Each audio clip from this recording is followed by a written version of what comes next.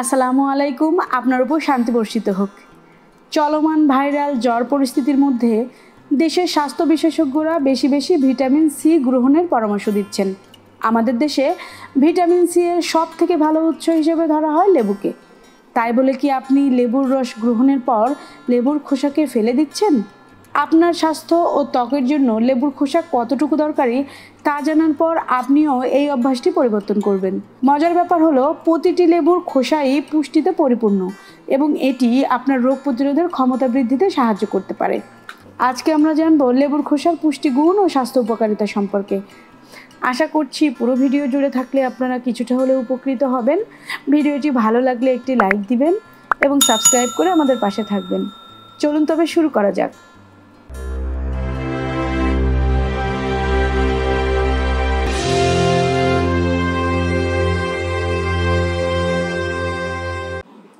লেবুর রসের মতোই এর খোসাতেও আছে প্রচুর পরিমাণ vitamin, calcium, fibre, potassium, magnesium এবং বিটা ক্যারোটিন।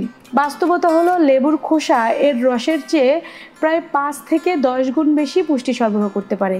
প্রায় 100 গ্রাম লেবুর খোসায় 134 milligram calcium, 160 milligram potassium, 129 milligram vitamin C এবং 10.6 গ্রাম ফাইবার রয়েছে।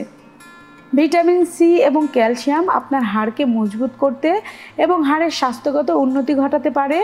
লেবুর খোসার এই পুষ্টিগুলো প্রদাহজনিত পলিঅর্থাইটিস, অস্টিওপোরোসিস, রিউমেটয়েড আর্থ্রাইটিসের মতো রোগও প্রতিরোধ করতে সহায়তা করে। ভিটামিন সি এর অ্যান্টিব্যাকটেরিয়াল ক্ষমতা আপনার নাড়িভুঁড়ি অথবা অন্ত্রের ভেতরে থাকা কৃমি এবং পরজীবী জীবাণু মেরে আপনাকে রক্ষা করতে পারে। এর এই বৈশিষ্ট্য আপনার দেহের বিভিন্ন অঙ্গকে বিভিন্ন ছত্রাক বা ব্যাকটেরিয়া সংক্রমণ থেকে রক্ষা করতে পারে। একইভাবে লেবুর রসের মতো লেবুর খোসাও সাইট্রাস বায়োফ্লাভোনয়েড সমৃদ্ধ, যা আপনার জারণ চাপের মাত্রা কমাতে উল্লেখযোগ্য অবদান রাখতে পারে। এছাড়াও এটি আপনার দেহের ভেতরকে ক্ষারীয় করে তোলে। লেবুর খোসা ক্যান্সারও প্রতিরোধ করতে পারে। আপনি হয়তো জানেন যে অ্যাসিডিক পরিবেশে ক্যান্সারের কোষগুলো বাড়তে থাকে। লেবুর খোসা আপনার দেহের ভেতরে ক্যান্সারের কোষগুলো বেড়ে ওঠার বিরুদ্ধে লড়াই করতে পারে এমন উপাদান যেমন লিমোনিন এবং সারভেস্ট্রল Q40 মতো উপাদান সরবরাহ করে। যখন আপনি খাবারের সাথে লেবুর খোসাটিও খেয়ে ফেলছেন, নিশ্চিতভাবেই এটি একটি ভালো অভ্যাস। তবে বহুগুণ সম্পূর্ণ এই লেবুর খোসা কিভাবে সংরক্ষণ করবেন এবং তা দিয়ে কিভাবে পানীয় বা চা তৈরি করবেন, সেটি আমি পরের ভিডিওতে দেখানোর চেষ্টা করব ইনশাআল্লাহ। সেই পর্যন্ত সবাই ভালো থাকবেন।